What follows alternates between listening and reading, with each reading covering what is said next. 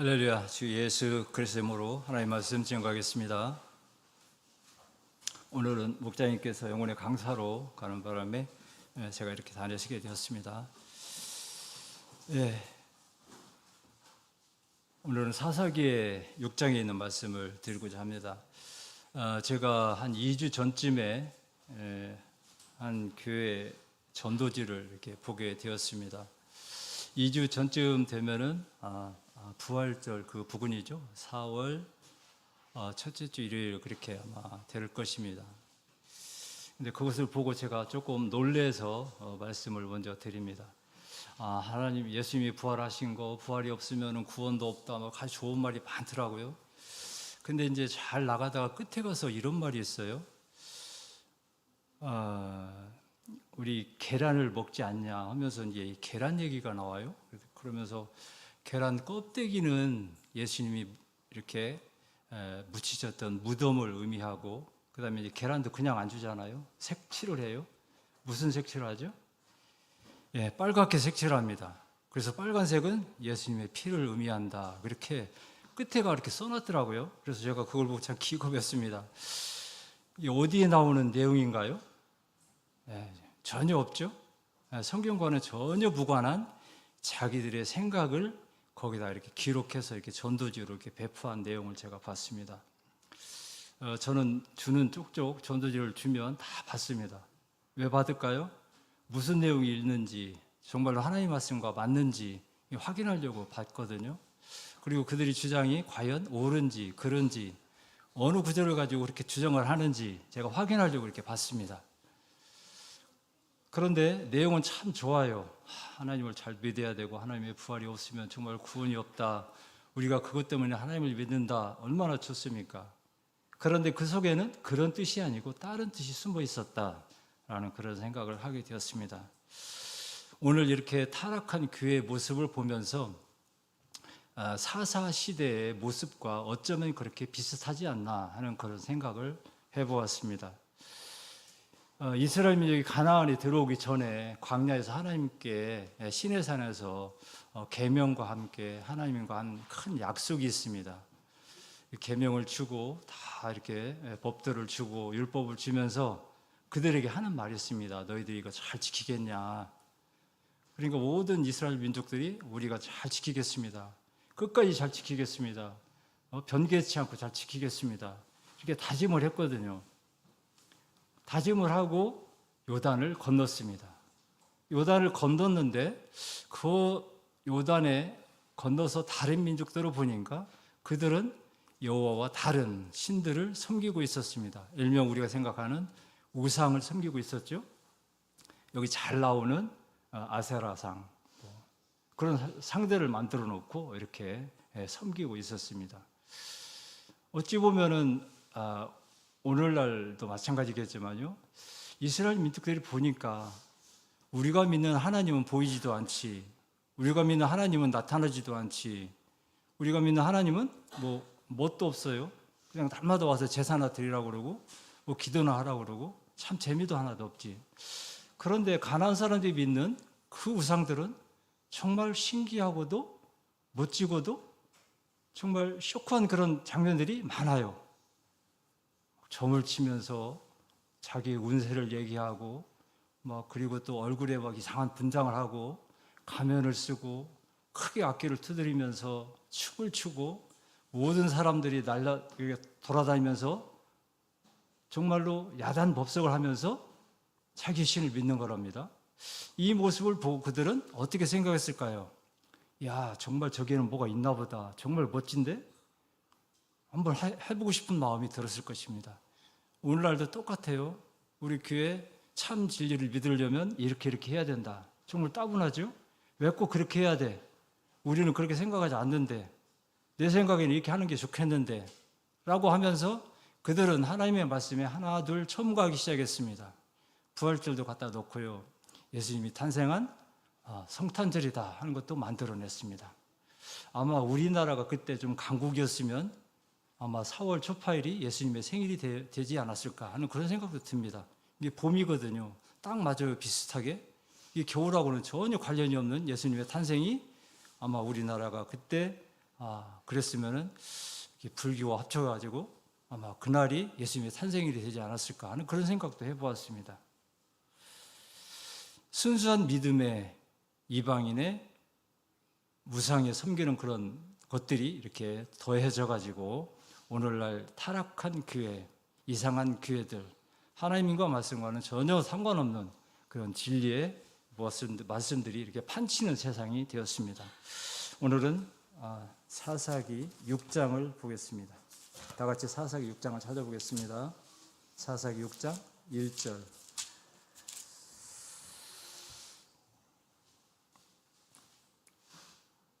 사사기 6장은 사사 기드온에 관한 얘기인데요.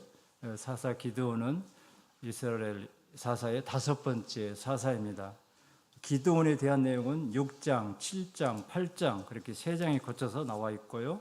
6장은 기드온을 부르는 하나님에 대한 그런 내용이 나옵니다. 그러니까 하나님이 기드온을 어떻게 부르게 되었는가 하는 그런 과정이 실려 있는 것이고요. 1절부터 40절까지 굉장히 내용이 깁니다. 그것을 가지고 다 말씀드리기는 어렵고 한번 전체적으로 개관만 한번 해보겠습니다. 우선 6장 1절부터 6절까지 보면은 이스라엘 민족들이 또 하나님 앞에서 악을 행했다. 그래서 미디안이라고 하는 그런 민족을 보내서 그들을 힘들게 했다. 그랬더니 그들이 산속에 굴을 파고 도망갔다. 그리고 그들이 뿐만 아니라 아말렉 동방 사람도 같이 와가지고 그들이 가지고 있는 토지의 모든 소산을 다 빼앗아 갔다. 그랬더니 이스라엘 민족들이 드디어 하나님 저 살려주세요 하고 부르짖었다 하는 것이 6절까지의 말씀이고요. 7절부터 10절까지의 말씀은 그랬더니 하나님께서 한 선지자를 보내서 너희들이 왜 이러냐 하면서 예전에 하나님께서 이렇게 했다 하는 그런 말씀들이 적혀 있습니다. 너희가 하나님 말씀을 왜 안 들었냐, 잘 들어야지 하면서 이렇게 일깨우는 그런 장면이 10절까지 말씀이고요. 11절부터 18절까지의 말씀은 드디어 하나님의 사자가 기드온을 만나서 기드온과 함께 기드온을 이렇게 큰 용사로 너를 이렇게 하나님께서 이렇게 선정했으니까 너는 하나님의 그 말씀을 들으라 하면서 하나님 그 사자와 함께 기드온이 대화하는 그런 장면이 나와 있습니다. 그리고 18절부터 24절까지는 드디어 이제 하나님의 사자가 기드온을 어떻게 하면 믿음이 있는 사람이 될 수 있을까라는 그런 장면으로 기드온이 믿음의 확인을 하는 그런 내용이 나옵니다. 그래서 기드온이 가져온 재물을 모두 이렇게 반석 위에 놓고 이렇게 불로 살라버리는 그런 장면이 나오죠.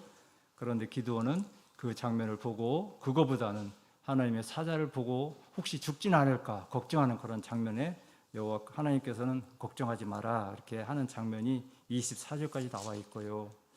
25절부터 35절까지는 하나님께서 드디어 기드온에게 내가 너를 큰 용사로 만들기 전에 먼저 이것을 해야 된다 하면서 내린 명령이 하나 나와 있습니다.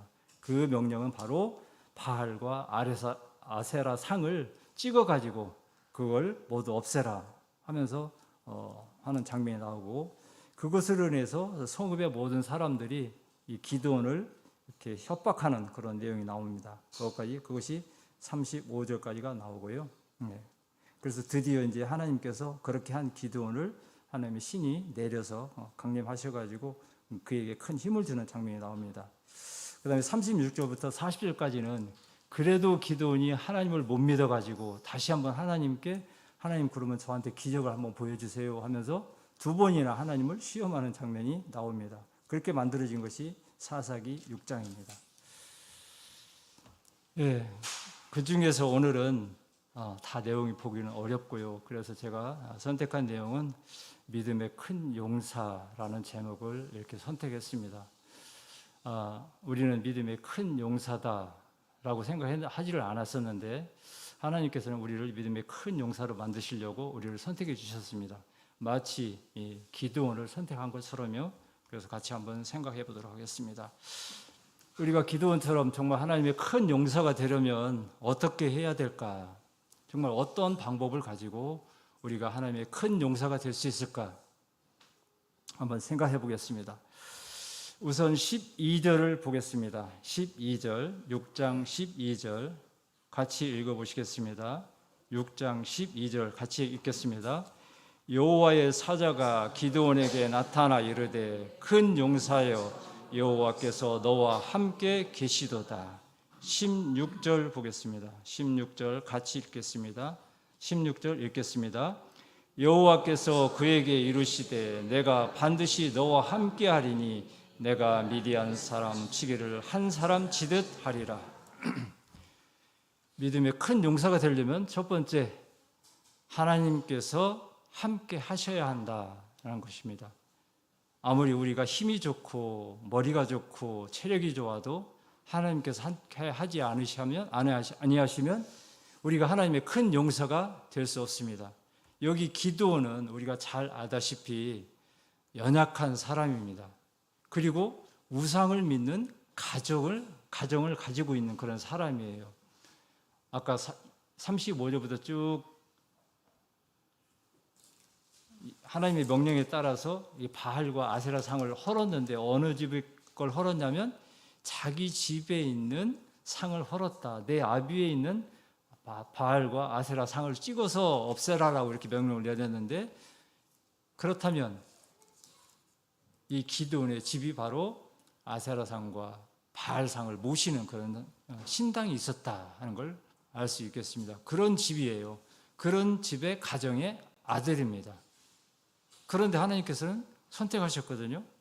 그리고 아주 미약한 가정의 아들입니다. 그런데 선택하셨어요. 하나님을 우리가 알기 전에 우리는 모두 하나님 마귀에 속해 있는 그런 사람들이었습니다. 아주 미약한 사람이죠. 하나님이 보시기에는 정말 연약한 사람이고 우상을 믿는 사람에 속해 있는 우리들입니다.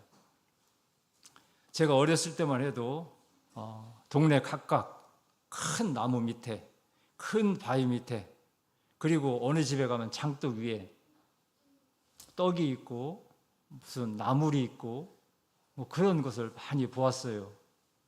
왜 그랬을까요? 그들은 그것이 하나님인 줄 알았습니다. 그것이 맞는다 생각했습니다. 장독 위에 물 하나 떠놓고 비는 것이 바로 하나님께 비는 것이다 이렇게 생각을 했어요. 여기 나와 있는 기드온도 하나님을 알았지만 하나님을 정말 몰랐어요. 진정으로 몰랐습니다.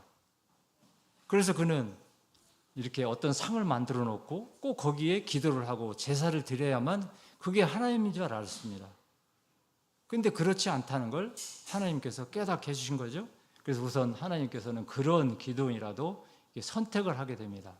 내가 너를 선택했다. 여호와께서 너와 함께 계신다. 이렇게 말씀하십니다. 우리가 모세라는 분을 잘 압니다. 이 모세는 그 나이가 딱딱 떨어서 참 이해하기가 좋습니다. 40살까지 그는 아주 화려하게 살았죠. 왕궁에서 살았습니다. 공주의 아들로서 살았어요.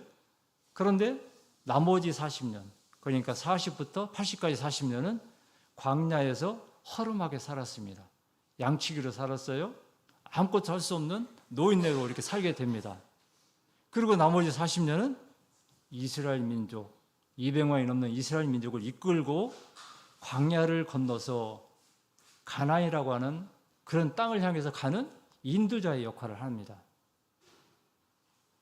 이 부름을 받은 40이 넘어서 80이 다 된 이 모세가 부름을 받을 때의 나이가 80인데요. 그가 하나님이 불렀을 때 어떻게 스스로 생각했을까요?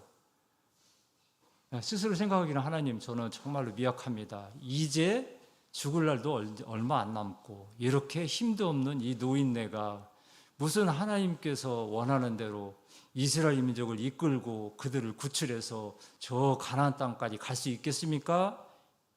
스스로 생각했고 또 그렇게 얘기했죠. 그런 모세였었습니다. 그런데 하나님이 함께 하시니까 그런 모세가 정말로 200만이 넘는 이스라엘 대민족을 이끌고, 그것도 파라오의 강력한 힘 아래에서 이스라엘 민족을 구출해서 저 광야를 거쳐서 가나안 땅까지 인도하는 그런 인도자가 되었습니다. 다 누구의 덕분인가요? 모세의 덕분인가요? 아니죠. 하나님께서 함께 하시니까 그가 그렇게 힘들고 어려운 노인이었지만 그러나 그렇게 할 수 있는 힘이 났던 것입니다. 올 2023년이죠. 23년 처음 되면서 목자님께서 여기다 저렇게 딱 프랭카드 걸어두시고 올해 저렇게 5가지에 힘써보자 하면서 말씀도 주셨습니다. 처음 들었을 때 어떠셨어요? 저는 저 말씀 하시면서 이렇게 말씀하실 때 마음에 부담이 되었어요. 이거 또 이렇게 할 수 있나? 올해도 참 이렇게 어떻게 잘 해봐야 할 텐데 이렇게 할 수 있을까? 제 마음에 미리 패배자의 마음이 싹 터 있었어요. 지금까지 해봤더니 안 됐더라. 해본 것도 별로 없지만 네가 얼마나 노력을 했기에 해봤더니 안 됐어. 우리 선배들이 많이 하셨고 많이 노력하셨는데 지금 이런 상황이야. 스스로 생각하기에 안 될 거다. 마음 먹고 참 어렵겠다. 마음 먹고 또 생각하고 패배자의 마음으로 저 말씀을 들었던 것 같아요. 참예수교회 처음 세워졌을 때 그 모습들 가만히 우리는 느낄 수가 없지만 어른들의 말씀을 들었을 때 참 많이 감동이 됐었습니다. 우리의 1세대들이 얼마나 고생했는지 그분들이 얼마나 노력했는지 우리는 많이 들었어요. 그것을 이어받은 제가 그래도 2세대인데 2세대들은 한 것이 별로 없더라고요. 가만히 생각해 보면 무슨 노력을 했는지 정말로 1세대가 했던 만큼 노력했는지 하나님께 기도는 그렇게 많이 했는지 노력한 것이 없어요. 그냥 하나님께서 받아주셔서 그냥 여기에 있는 거예요. 가만히 생각해 보면 그렇습니다. 뭐 성장이 어떻네, 뭐 복음 전파가 어떻네, 뭐 성령으로 기도하는 것이 어떻다, 안식일을 준수하는 게 어떻다, 말은 많이 하고 말은 많이 들었지만 이것이 우리에게 무엇을 의미하는 건지, 이것을 다른 사람에게 어떻게 전해야 되는 건지, 그들이 이것을 어떻게 생각하고 있는 건지 우리는 스스로 깊이 생각하지 않았습니다. 그리고 많이 노력하지 않았어요. 그냥 우리끼리 뭉쳤어요. 우리끼리 잘해보자. 우리끼리 하면 될 것 같아. 저들이 우리를 보고 욕해도 비난해도 우리는 상관없어. 우리끼리 잘해보자. 우리는 거기에 좋겠습니다. 그들을 설득하려고 생각하지 않았어요. 왜 그랬을까요? 지금보다 훨씬 쉬웠을 텐데. 지금은 진짜 어려운데 그 당시는 좀 쉬웠을 것 같아요. 지금 생각해 보면 매체가 발달하지도 않았고 믿음을 이렇게 간구하려고 하는 사람들도 많았던 것 같고 정말 참교회가 어느 교회인가 찾아다니는 사람 상당히 많았던 것 같고 그랬는데 왜 그때는 하지 못하고 이렇게 어려워지는 지금에 와서 이렇게 노력하려고 그러나 그런 생각을 하면서 후회를 하게 됩니다. 우리는 혹시 이스라엘 민족처럼 지금도 겉모습만 보고 있는 그런 상태가 아닌가 그런 생각을 합니다. 나의 겉모습을 보고 다른 사람의 겉모습을 보고 우리 교회의 겉모습을 보고 다른 교회의 겉모습을 보고 우리 성도들을 보고 다른 교회의 성도들을 보면서 우리는 그들의 모습에 저 사람들을 봐라. 우리 교회 다 합치면 저 교회만도 못한데 중경교회만도 못한데 우리 교회 다 합쳐봤자 안식일 예배에 1,500명도 참석하지 않는데 저 교회는 뭐 10,000명이 참석했네 20,000명이 참석했네 그렇게 얘기를 하고 있는데 우리는 그거하고 이렇게 비교만 하는 그런 믿음을 가졌던 것이 아니었나. 하나님께서 함께 하시면 된다는 그런 생각은 다 한번 이렇게 버려버리고 그냥 패배의식에 찌들려가지고 마치 기도원처럼 하나님 우리는 안 됩니다. 우리는 정말 작은 자입니다. 그렇게 하고 말았지 않는가 그런 생각을 하게 되었습니다. 이에 대해서 베드로 사도는 그렇게 얘기했습니다. 베드로전서 2장을 찾아보겠습니다. 베드로전서 2장 1절부터 보겠습니다. 베드로전서 2장 1절 보겠습니다.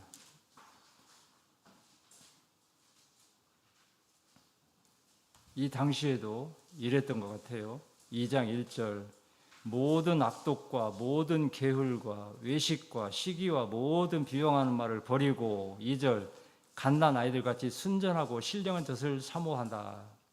3절 주의 인자하심을 맛보았으면 4절 사람에게는 버림바 되었으나 5절 너희도 선돌같이 신령한 집으로 세워지고 그 다음에 쭉 이어져서 9절 오직 너희는 택하신 족속이요 왕같은 제사장이요 거룩한 나라요 10절 중간쯤 이제는 하나님의 백성이요.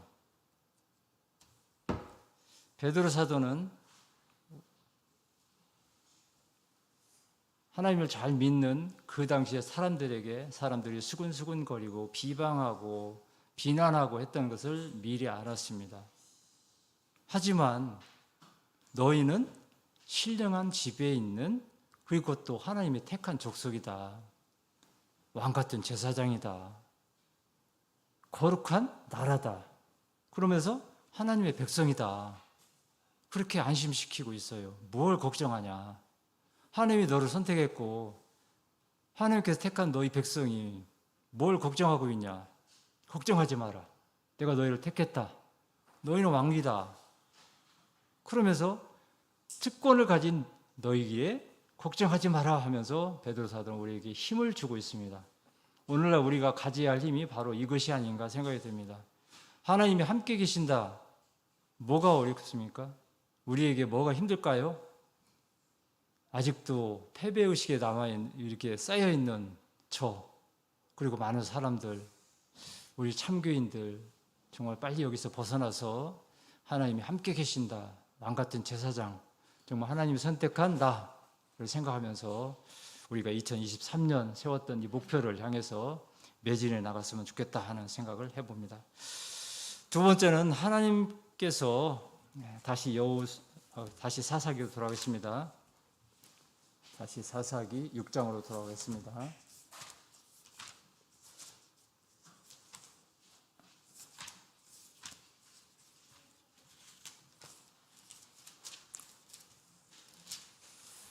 사사기 6장 19절부터 24절까지의 말씀이 아까 말씀드렸던 대로 기드온이 하나님께서 저를 선택한 것을 믿게 해달라라고 하면서 선택한 그런 하나님에 대한 그런 확인 사원입니다. 기드온이 19절 보겠습니다. 기드온이 가서 염소 새끼 하나를 준비하고 가루 한 에바로 무교봉을 만들고 고기를 소쿠리에 담고 국을 양푼에 담아서 상수리나무 아래 그에게로 가져다가 드리매 20절 하나님의 사자가 그에게 이르되 고기와 무교 전병을 가져 그 반석 위에 두고 그 위에 국을 쏟으라 21절 여호와의 사자가 손에 잡은 지팡이 끝을 내밀어 고기와 무교 전병에 대매 불이 반석에 나와 고기와 무교 전병을 살랐고 여호와의 사자는 떠나고 보이지 아니한지라. 이게 하나님께서 이렇게 이게 기드온에게 보여준 그런 내용입니다. 기드온의 믿음을 키워주기 위한 하나님의 방법입니다. 우리는 하나님에 대한 믿음이 있어야 큰 용사가 될 수 있습니다. 이 기드온도 하나님에 대한 믿음이 부족했기에 항상 나는 작은 자다. 하나님께서는 우리와 함께 하지 않는다라고 스스로 자기를 낮췄습니다. 사사기 6장 보겠습니다. 사사기 6장 13절 보겠습니다. 사사기 6장 13절 12절에서 사자가 하나님께서 너와 함께한다. 그러니까 13절 기드온이 말합니다. 하나님이 우리와 함께 계시면 어찌 이 모든 일이 일어날 수 있습니까? 어떻게 이런 일이 일어날 수 있습니까? 하면서 또 하나 붙이죠. 우리를 애굽에서 나오게 하신 그 하나님이 맞냐고 다시 한번 물어봅니다.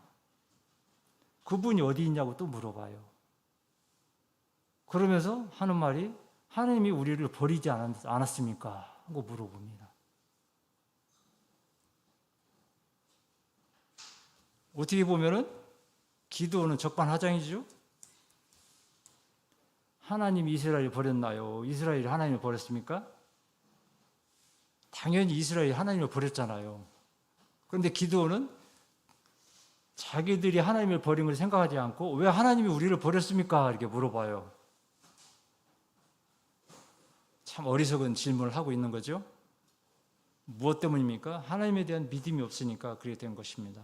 우리에게 믿음이 없으면 우리는 아무것도 아니에요. 그냥 세상 사람하고 똑같습니다.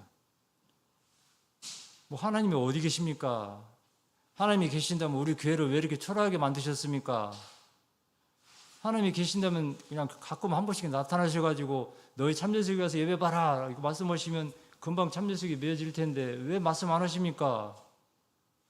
이거하고 똑같아요. 기도는 그렇게 말하고 있어요. 타당합니까?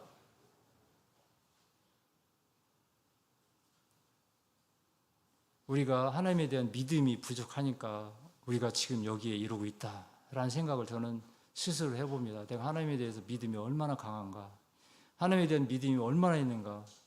하나님께서 당장 그만두고 내일부터 너는 어디 가서 전도하라 그러면 나 할 수 있을까? 못할 것 같아요. 스스로. 그렇게 연약한 믿음을 갖고 있는 것이 저거든요. 그런데 하나님께서 왜 우리 교회를 지금까지 이렇게 연약하게 만들고 계십니까?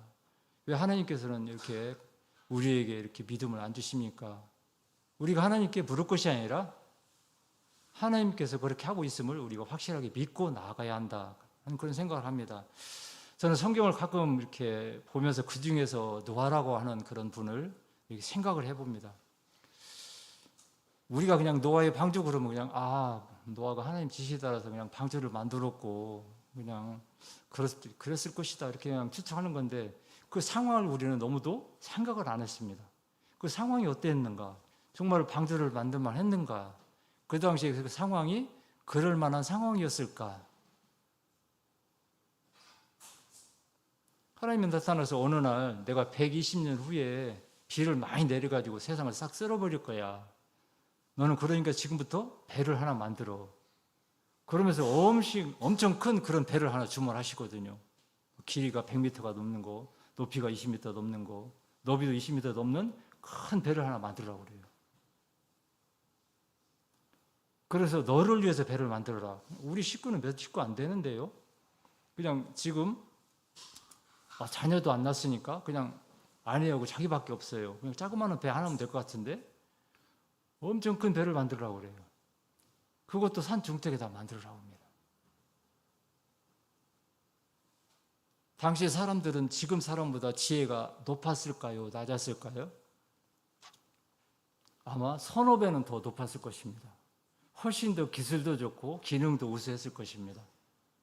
왜냐하면 그들은 나이가 900살까지 살아요. 그러니까 지혜가 더 높을 수밖에 없어요. 배운 것도 많고 익힌 것도 많고 아는 것도 많고. 그랬던 노아가 하나님이 지시하니까 아무 말도 안 하고 그날부터 배를 만들어요. 마지막에 가서는 뭐라고 했냐? 노아가 다 준행하였더라라고 하고 마칩니다. 다 준행하였더라. 하나님이 지시한 대로 다 준행하였더라. 다 이행하였더라. 이런 방법 말이 없어요. 하나님 이것은 왜 이렇게 합니까? 하나님 꼭 그렇게 해야 되겠습니까? 배를 만든다면 저 멋진 배가 더 있는데요. 지금 우리 배보다 더 큰 배도 더 있어요. 저 바닷가에 가보세요. 아주 멋진 배가 많아요. 하면서 따졌을지도 몰라요. 저희는 그렇게 큰 배가 필요 없어요. 그럴 수도 있습니다. 그런데 그는 하나님에 대한 믿음이 확고했습니다. 그래서 성경은 그를 완전한 사람이다. 영어로는 퍼펙트라고 되어 있습니다. 퍼펙트한 사람이다. 완벽한 사람이다. 그의 믿음을 우리는 오늘 우리 교회에서 정말로 받아들여야 되지 않겠나 하는 생각을 합니다.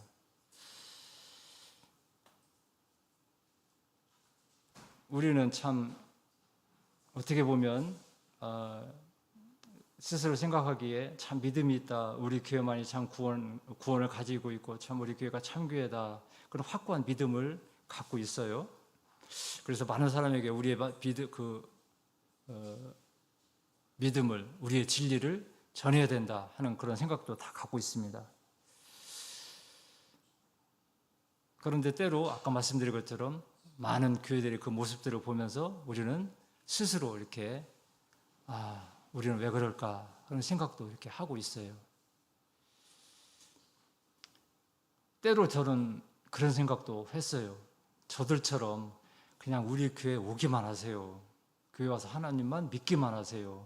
그러면 구원 얻습니다. 그냥 예수님 믿기만 하세요. 구원 얻습니다. 이렇게 복음을 전하면 좀 더 쉽지 않을까? 이게 꼭 와가지고 그냥 세례 받아야 되고 성령 기도해야 되고 이렇게 난리를 치면 이렇게 그래서 전도가 안 되나? 저 사람들은 믿기만 하면 된다. 믿기만 하세요. 얘기하는데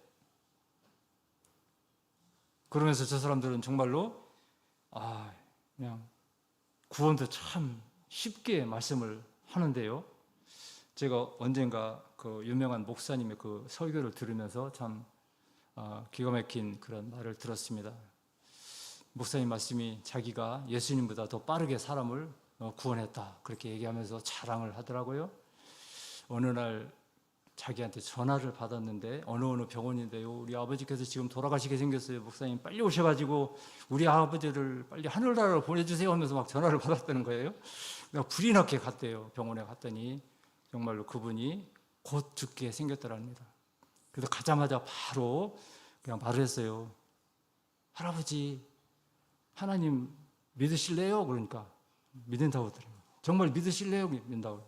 그래서 기도를 하고 바로 하늘나라로 갔대요. 그렇게 설교를 하더라고요. 정말 구원 참 빠르다고 내가 예수님보다 더 빠르게 구원시켰다고 하면서 예수님은 강도를 구원할 때 한참 걸렸는데 자기는 빠르게 구원시켰다고 하면서 자랑을 하더라고요. 정말 가능한 일일까요? 그러면 얼마나 좋을까요? 그냥 여기 앉아있을 필요가 없어요.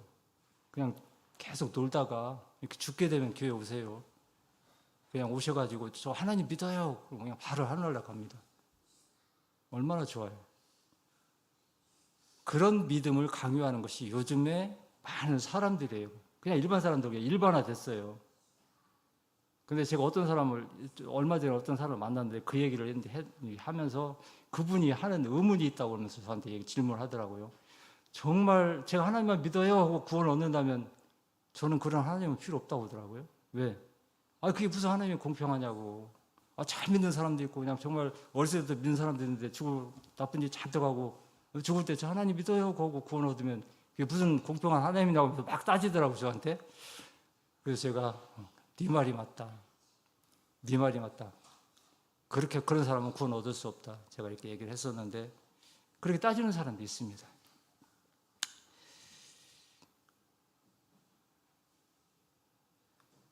오늘 하나님께서 여호수아에게 했던 그런 말씀이 생각나죠? 너희는 마음을 강하게 하고 담대히 하라. 두려워 마라. 떨지 마라.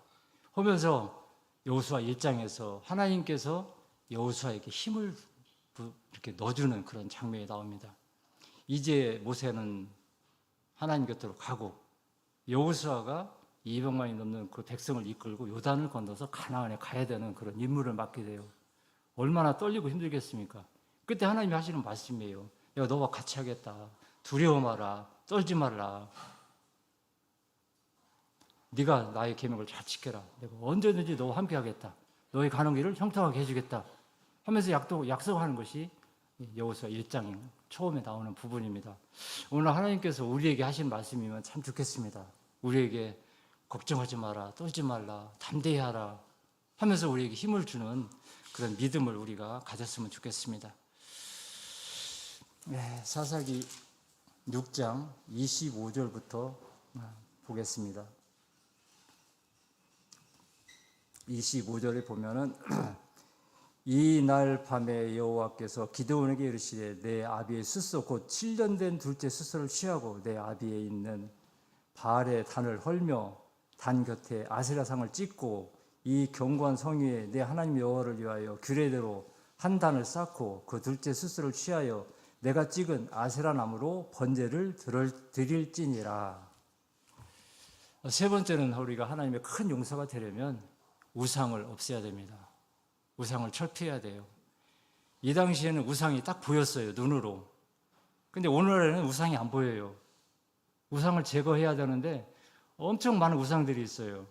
예전처럼 그냥 우상이 딱 보여가지고 저거 없애면 돼 이렇게 했으면 참 좋은데 오늘날에는 우상이 굉장히 많습니다. 무엇이 우상일까요? 우리 많이 들었었죠. 하나님보다 앞서 있는 모든 것은 다 우상이다. 내 자녀가 될 수도 있고요, 내 부모가 될 수도 있습니다. 나의 재물, 나의 지위가 될 수도 있어요. 요즘은 나의 반려견이나 나의 반려동물이 될 수도 있어요. 어떤 사람은 그 반려견이 죽었다고 3개월을 밥을 안 먹고 물에 뒀다나 어쨌다나 그런 말도 있었는데 그게 울 일 아니잖아요. 물론 자기와 같이 있었으니까 슬프긴 하겠죠. 그렇다고 부모가 돌아가시면 3개월을 울지 않을 것 같은데 3개월을 밥도 안 먹고 어쨌다고 하는 소리를 듣는 저것이 바로 우상이다. 하나님 앞에 못 나왔다고 3개월을 울거나 그러지는 않을 거 아니에요. 그런 생각을 하게 되었습니다. 기드온이 했던 이 결단, 정말 어려운 결단이죠. 쉬운 결단이에요. 그냥 성경에 나왔으니까 참 쉬웠겠다. 그냥 단 헐어버리고 그냥 불태웠으면 끝났겠다. 근데 그때는 목숨을 걸고 한 일이에요.